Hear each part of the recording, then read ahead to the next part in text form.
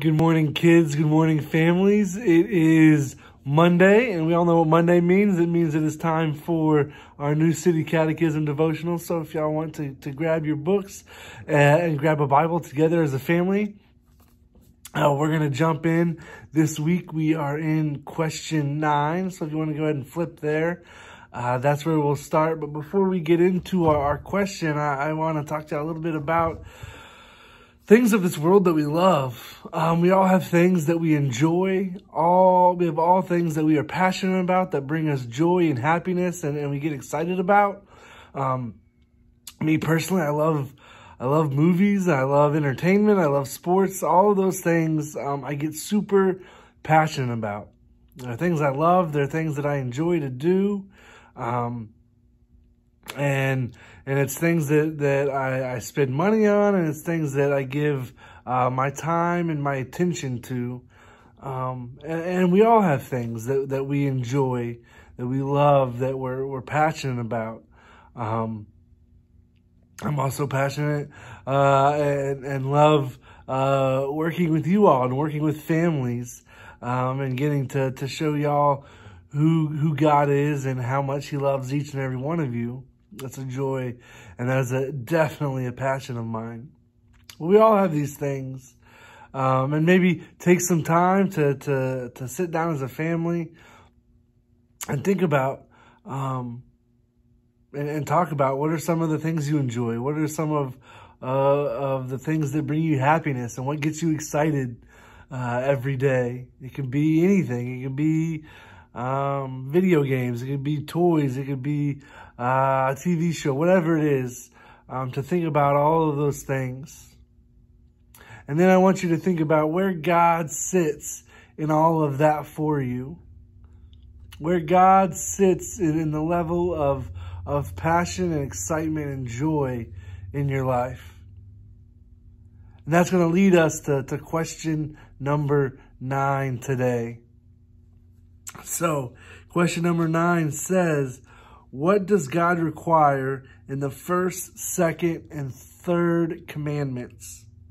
Our answer is, first, that we know and trust God as the only true and living God. Second, that we avoid all idolatry and do not worship God improperly. Third, that we treat God's name with fear and reverence, honoring also His word and works. Break it down for you simply. It's first that we know God as the only true God. Second, that we avoid all idolatry. And third, that we treat God's name with fear and reverence.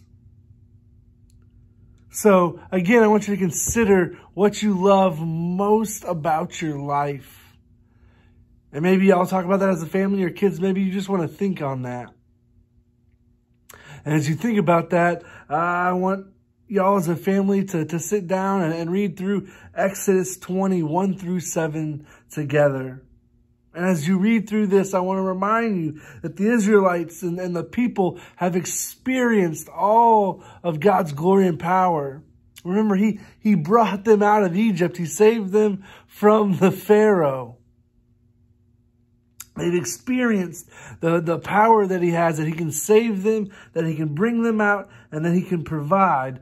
Yet He still gives them this warning with the commandments that first you know that I'm the only true God, because God understood that His people still, even though they've experienced all of who He is, can fall into the trap of putting their trust and their faith in things that aren't of God. This idea that our faith and our trust can be in other things that aren't God is wrong. Our trust and faith should be in God first and foremost. That we can, and this will lead us into our second commandment. But a lot of times we can put our trust and our faith in false gods. So maybe take some time, pause, and take some time to talk about what could be some things that you put your trust in that aren't God. What are some things that you put your faith in that aren't God?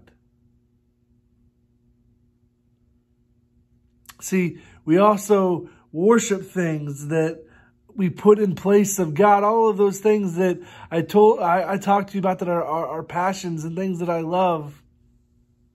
And hopefully y'all talked about things that are your passions and things that you loved. The danger, those things inherently aren't bad. It's not bad to have things that we love and we enjoy doing. But do we worship them in place of God? That is when they become a problem. When they garner more of our hearts than God does. Maybe give your parents some examples of things that people might worship today that aren't God. What are some things that we can worship that aren't God? And I encourage you to pause and discuss as a family, because on the other side of this here shortly, I'm going to give you some examples of things that we might worship that aren't God. So hopefully y'all were able to have a great discussion together as a family, and hopefully some of those things you settled on are some things that I'm going to share. But some things we can worship that aren't God. We can worship acceptance. We can worship the desire to be welcome and accepted and loved by others, and so we'll compromise things that aren't we shouldn't compromise on. We can worship our friends and those people that we can seek their approval first and foremost. We can worship celebrities or culture or things of this world that are temporary and fading and aren't of God. We can worship those things by giving them all of our attention, all of our resources, all of our energy. Those are just some examples of things we can worship. And God is a jealous God. God wants all of our worship. He doesn't want just a piece of it. He doesn't want just a fraction of it. He wants all of us. He wants all of our hearts, all of our praise, and He wants all the glory that we have to give. So I want to encourage you to think through, where do you find the most joy? Where do you find the most excitement, And who or what do you trust above all else? All of those will tell you where God sits in your heart. And the second commandment, as we move in to the second commandment, our first commandment tells us who we should worship. And our second commandment teaches us how to worship. We shouldn't. People can create idols in this world, and it kind of goes along with what we talked about of the things that we worship. Whether it be people or culture or entertainment, whatever it is. But we want to add things. God sometimes isn't enough for us. As sad as that is, He can sometimes not be enough. So we have to add things that aren't of God, and we create things that aren't God, or we're adding to who God is. And it's not an accurate portrayal of God, and those things are idols. Not our human representation of who God is, but God of the Bible. That's what He wants, not us creating something that we feel is God, but who He truly is and who He says He is in the Bible. And then lastly, if we love and we cherish God, the way people talk about Him should matter. When you hear people use the Lord's name in vain, that should bother us because we love Him.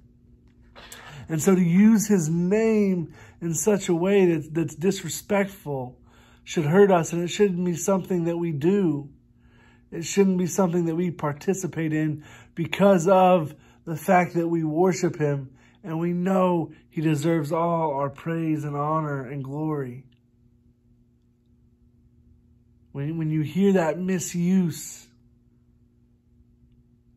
to maybe take the time and to say, no, that's God. We don't want to use His name in that manner because it's not worthy of Him. when our hearts are centered on Him and we love Him so much, the way people talk about Him and the way people use His name should matter. Think about the way if someone was to make fun of your name or use your name in a way that isn't right, it's going to hurt you. It's going to make you feel bad. We should have that same response when we hear someone use God's name in the same manner.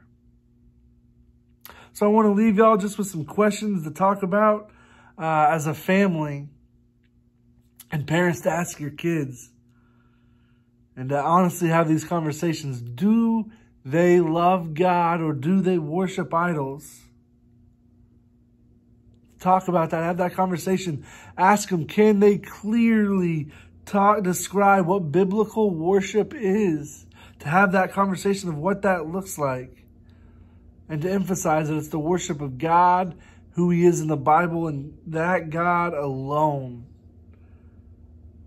And then finally, to have the conversation about, are they prepared to live in contrast with the rest of the world? To maybe make decisions or choices that aren't popular with the rest of the world. And as you have that conversation, to maybe encourage them in ways that they can find strength to live in contrast with the rest of the world, with how they talk about and treat God.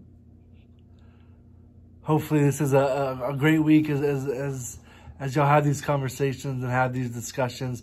I hope this continues to be a wonderful resource for each and every one of you as a family. We love you guys so much. We miss you. Hope you have a wonderful week. We love you guys. Bye.